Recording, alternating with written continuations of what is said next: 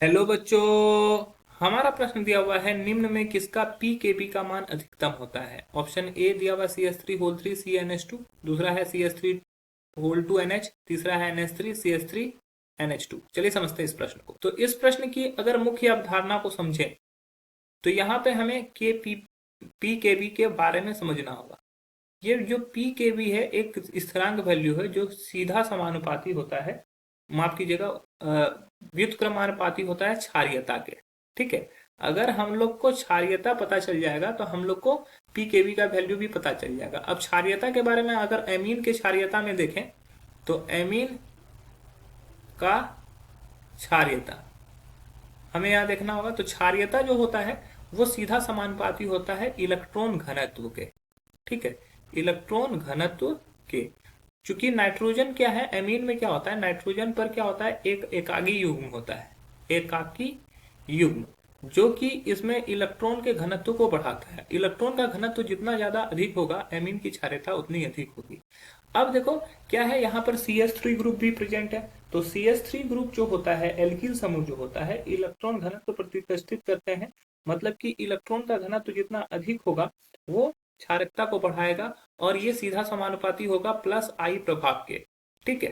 तो अगर हम लोग बात करें फर्स्ट ऑप्शन की, तो फर्स्ट ऑप्शन में है सी, इसके साथ है NH2 जुड़ा हुआ और यहां से जुड़ा हुआ है CH3, CH3 और CS3। ठीक है। तो ये CH3 ये कार्बन से जुड़ा हुआ है, ना कि डायरेक्ट नाइट्रोजन से। तो यहाँ पर क्या है, ये सिर्फ एक ही आर ग्रुप को माना जाएगा। ये हमारा आर ग्रुप हो गया।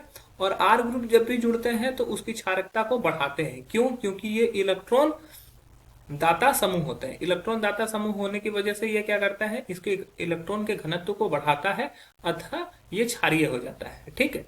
दूसरा है CH3 2, यहाँ पे नाइट्रोजन पे दो CH3 जुड़े हुए हैं और एक तरफ में हाइड्रोजन जुड़ा हुआ है। तो ये CH3 की वजह से क्या होता है, प्लस आई प्रभाव पड़ता है। और प्लस आई प्रभाव पड़ने की वजह से और ये इलेक्ट्रॉन दाता समूह होने की वजह से यहाँ पे इलेक्ट्रॉन के घनत्व को बढ़ा देता है। यह प्रबल क्षारीय होता है। ठीक है। अब बात करते हैं NH3 की। तो NH3 में क्या होता है कि ये इलेक्ट्रॉन का घनत्व यहाँ पर एकाकी युग्म होता है, लेकिन ये बाह्य बाह्य कारक से क्रिया कर लेते हैं, क्रिया करते हैं। तो ये सबसे कम क्षारीय होगा। ये क्या होगा, सबसे कम क्षारीय होगा, क्योंकि ये इलेक्ट्रॉन के घनत्व को यहाँ पर कम हो जाता है। और सबसे लास्ट में दिया हुआ है CH3NH2। तो अपेक्षाकृत यहाँ पर भी CH3 प्रेजेंट है, इलेक्ट्रॉन दाता समूह है। तो यहाँ पे इलेक्ट्रॉन दाता समूह है तो ये भी घनत्व को बढ़ाएगा, ये भी क्या होगा, क्षारीय होगा। तो सबसे कम क्षारीय यहाँ पे कौन है, यहाँ पर NH3 जो है सबसे कम क्षारीय है। अतः NH3 सबसे कम क्षारीय है। अतः NH3 का pKb का मान अधिकतम होगा। ठीक है। क्योंकि इसका क्षारीयता कम है तो इसका मान अधिकतम होगा। तो हमारा जो सही उत्तर हो जाएगा वो हो जाएगा ऑप्शन सी। आशा है कि यह प्रश्न आपको समझ में आया होगा। धन्यवाद।